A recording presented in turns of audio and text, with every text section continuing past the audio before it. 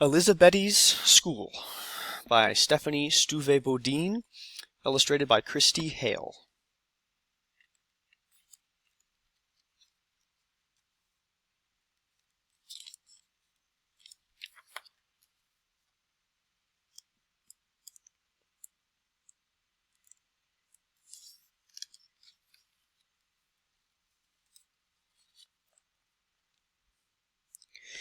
It was Elizabeti's first day of school.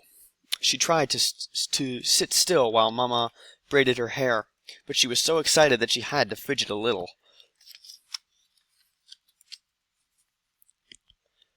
Mama finished, and Elizabeti jumped up. She twirled around in her new school uniform. She bent down to feel the smooth surface of her shiny new shoes. No more bare feet. Elizabeti smiled. School must surely be a very special place. It was still too early to leave for school, so Elizabeti wanted to play with her cat, Moshi. Elizabeti held a string for Moshi to chase, like she did every day.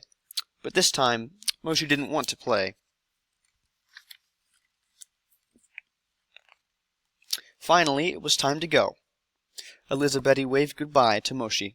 She hugged her rock doll, Ava, and her baby sister, Flora. She let her little brother, Obedi, give her a sloppy kiss. Then Mama patted Elizabeti on the head and told her and her older sister, Pendo, to be good as they headed out the door.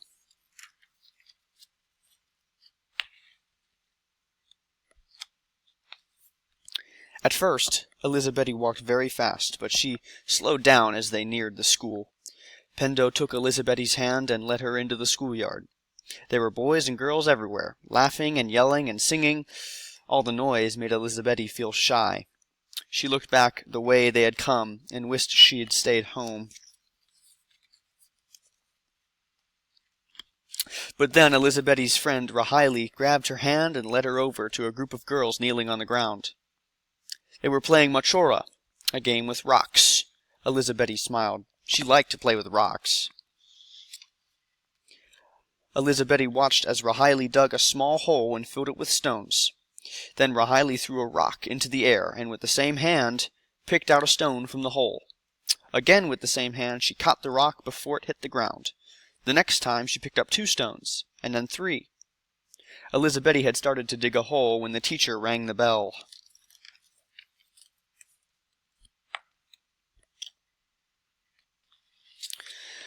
Elizabeti filed inside with the others. She sat on a bench near the front. The teacher began telling them all the things they would do, but Elizabeti had trouble paying attention. She wondered if Flora missed playing with her or if Mama needed her help cleaning the rice. The other children started to copy the letters the teacher had written on the blackboard. Elizabeti started to copy them too, but she couldn't help wondering if Obedi wanted her to take him for a walk or if Ava was feeling lonely, sitting in a corner by herself at home. Elizabeti wondered if they missed her. She was certainly missing them.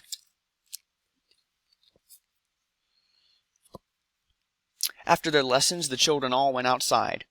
Some of the older boys played drums while the girls danced.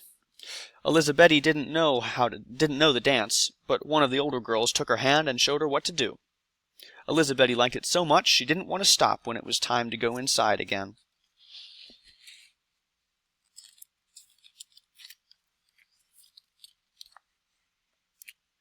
Back in the schoolroom, the teacher taught Elizabeti and the other young children how to count to 5. Moha, Mbili, Tatu, Ne, Tano. After a few times, Elizabeti could say the words on her own.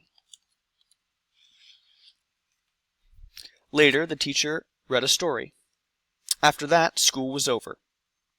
Elizabeti and her classmates stayed to work in the school's garden. Elizabeti helped pick onions and tomatoes. On the walk home, Elizabeti's new shoes started to hurt her feet, so she took them off. The warm dirt felt wonderful on the bottom of her feet.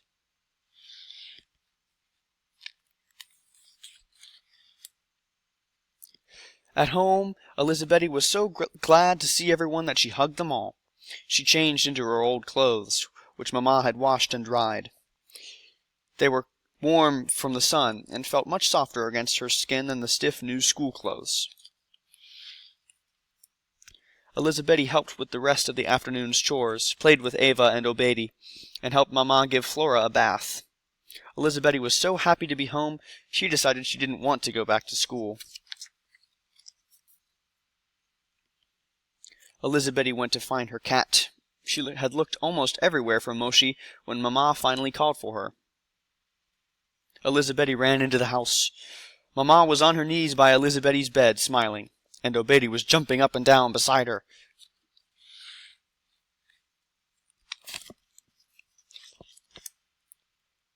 Elizabeti peeked under the bed. Moshi was curled up sleeping, but she wasn't alone. Tucked in beside her were several tiny newborn kittens. Elizabeti knew better than to disturb them, but just then she thought of something. She pointed at each kitten and said, "Moha, Mbili, Tatu, Ne, Tano." Mama was surprised and hugged her. Elizabeti knew how to count. That night, Elizabeti counted the kittens for Baba and wrote some letters in the dirt to show what she had learned at school. Mama and Baba were very proud.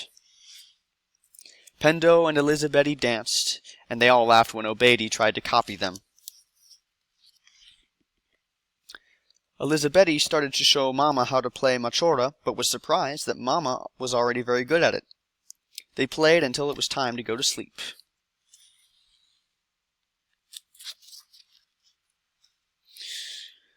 Elizabeti climbed into bed and held Ava close. She looked at her pretty school clothes hanging neatly by the doorway. She thought about how good it felt to show Mama and Baba the new things she had learned. Elizabeti shut her eyes and listened to Moshi's steady purring, as a kitten mewed every now and then. Elizabeti decided she would give school another try, but home was surely the best place to be.